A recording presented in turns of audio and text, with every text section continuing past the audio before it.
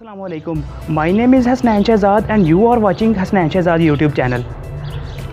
पूरी दुनिया कोविड-19 नामी आलमी वबा में मुब्तला है, जबकि जंगी जुनून में मुब्तला भारत अपने माशी और समाजी हालात और अंदरूनी खलफशार व इंतशार से तवज्जो हटाने के लिए सरहदों पर कशीदगी को मुसलसल हवा दे रहा है। मकबूजा कश्मीर में तहरीक आज़ादी की हालिया लहर में तेज़ी के बाद भारत ने जो है वो सरहदों पर कशीदगी को मुसलसल बढ़ा दिया है और पाकिस्तानी फ़ौज जो है वो अपने शहरी आबादी जो हमारे लाइन ऑफ कंट्रोल के नज़दीक रहती है उनका मुसलसल दफ़ा करने में मसरूफ़ है। पाकिस्तान ने भारत के सीनियर सफारतकार को जो है वो दफ्तर ख़ारजा भी तलब किया और शदीद एहतजाज का इजहार किया, लेकिन भारत जो है वो अपनी शरंगेज़ियों से बाहर नहीं आ रहा। और अब पिछले चंद दिनों से जो है वो चीन और भारत के दरमियान तनाज़ा सुनने में आ रहा है कि लद्दाख के मुकाम पर दोनों अफवाज के दरमियान लातों और मुक्कों की लड़ाई हुई और भारतीय अफवाज को जो है वो काफ़ी मार पड़ी और चाइनीज़ फ़ौज जो है वो 5-6 किलोमीटर तक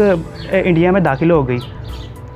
भारत और चीन के दरमियान जो लाइन ऑफ एक्चुअल कंट्रोल है वो कश्मीर से शुरू होती है लद्दाख के मुकाम से और म्यांमार तक जाती है और इसकी जो बुलंदी है वो 1500 फीट है और इस बुलंदी की वजह से इसे रूफ ऑफ द वर्ल्ड भी कहा जाता है। और मैं आपको बताऊं कि पिछले 45 सालों में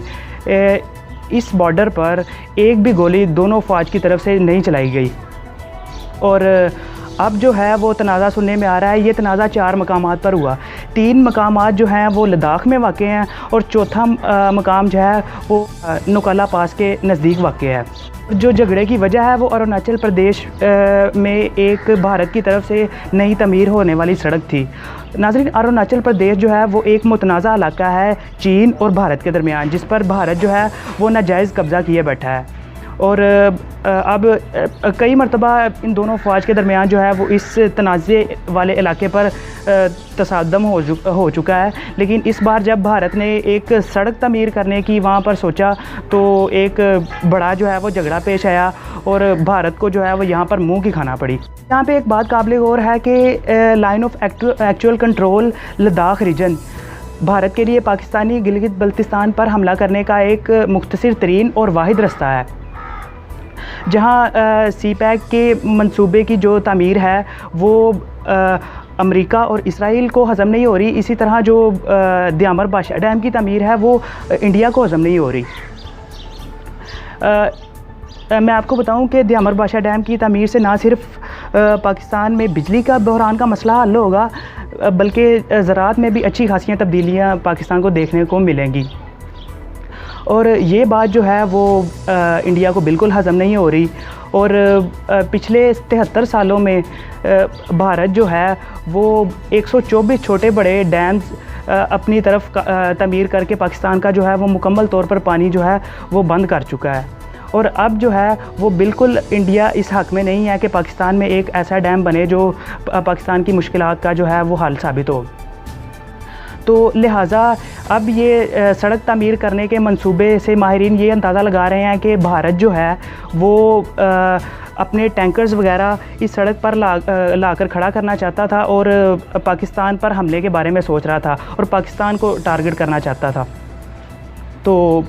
लेकिन वो ये नहीं जानता था कि वो किस मुल्क का मुतनाज़ा इलाका इस्तेमाल कर रहा है इस अपनी जो है वो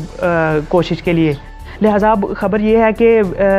भारतीय फ़ौज को काफ़ी मार पड़ी है और चाइनीज़ फ़ौज ने जो है वो भारत को नाको चने चबवा दिए हैं और